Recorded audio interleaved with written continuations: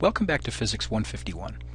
I'd like to do an example problem involving the motion of an object that's accelerating but not at a constant rate. So, here's the problem. A car moving at a constant speed 20 meters per second accelerates according to the function a of t is equal to 4 meters per second to the fourth times t squared at t equals 0. The question asks 3 seconds later, first, how fast is it moving? And then secondly, how far it has traveled since t equals 0. And I'll just point out that the units that I inserted here into the equation for the acceleration are important because we will have to use them as we evaluate the solution to the problem.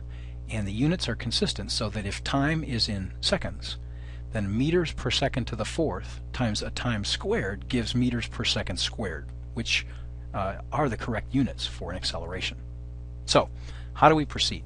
First of all, part A asks for the relationship between acceleration and velocity, and I'll just review a little bit of what I already showed in previous videos and in class, and that is that acceleration is equal to the derivative of velocity with respect to time, and that we can cross multiply and then integrate both sides of this equation to get the following. We integrate the change in velocity from some initial value v0 to a final value v, and then on the other side of the equation we have the integral of a dt, and I'll call this t prime, to distinguish it from the value of time for the limits 0 and t. Alright, so what we will do on the left hand side, this equation is very simple. It just gives us v minus v0, and on the right hand side we get this integral where we plug in for a. So it's going to be the integral of 4, and I'm not going to write the units in right now while I'm doing the calculus, but I will put them back in when we substitute in numerical values to get the final value for the change in the velocity. So just remember that where that 4 is, there are units that we'll have to put in just a moment.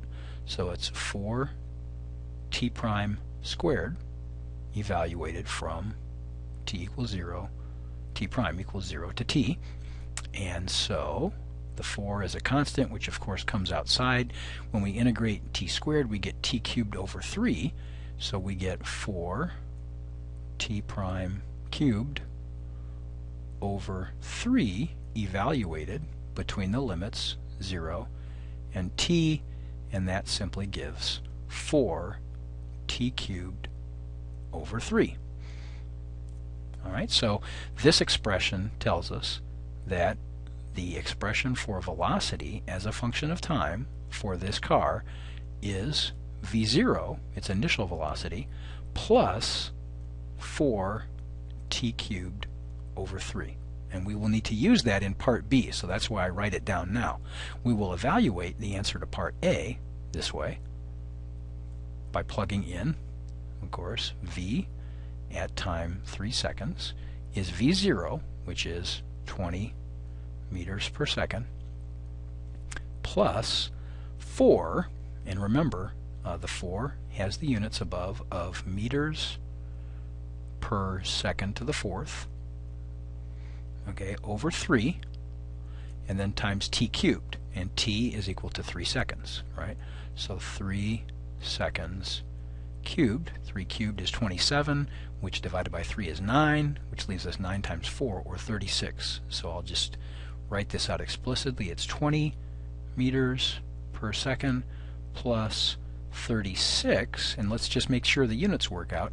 Meters per second to the fourth times seconds cubed is indeed meters per second, and that gives us a final answer of 56 meters per second.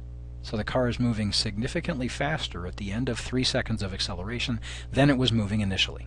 Okay. Now, to do part B, we need to now relate velocity according to the equation up here that we determined. We need to relate that velocity function to the change in position during these 3 seconds. And the way we do that is by starting with a similar equation, only now instead of acceleration equals dv dt, we write down that velocity, instantaneous velocity, is dx dt. Alright, so through a similar kind of rearrangement and integration, we end up with the integral dx prime from x0, the initial location, to x is equal to, on the right hand side, the integral of v dt prime from t equals 0 to t. And the important point now is where the v is in the integrand, we're going to substitute in our expression that we got in the previous part. So v0 plus 4t cubed over 3 is going to go in right here. This expression here is going to go right into the integrand. The left-hand side, that's easy because that's just x minus x0, and that's what we're trying to find, right? We're trying to find how far the car has traveled during these 3 seconds from its original position x0. So to do that, we're going to have the integral of v0, and again I will leave the units out, but remember at the very end when we plug in all the numerical values for the time, I'll have to remember that that 4 has units of meters per second to the 4th. So v0 plus 4t cubed over 3, and that whole quantity is the velocity as a function of time that gets multiplied in the integrand by dt prime, and then we evaluate between 0 and t. And I will do this pretty quickly. This is a simple integral. The first part will be just v0 times t prime evaluated from 0 to t, and that's easy. That's just going to give us a v0 times t. The second one, when we integrate t cubed, we get t to the 4th over 4, right? And then that 4, well, I'll just write it out explicitly. It's going to be 4t cubed. There was originally a 3 there, and now we multiply that by a 4 because, as I said, oops, no, it's not t cubed, it's t to the 4th. So let me fix that. This program's kind of nice. It has an eraser tool, so I can erase that mistake in the exponent. And remember that t cubed, when we integrate that, gives us t to the 4th. Okay, and then this, it gets evaluated again between 0 and t.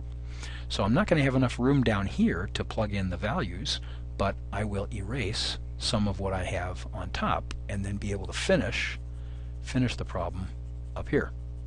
So this nice eraser function allows me to clear off some space up on top. It's not pretty, but it kind of simulates what you have on the blackboard. When you erase something, you get some ghost images left over. Okay, so what do I do from here? All I have to do is realize that the x minus x0, the first term is just going to be v0 times t. We know both of those values.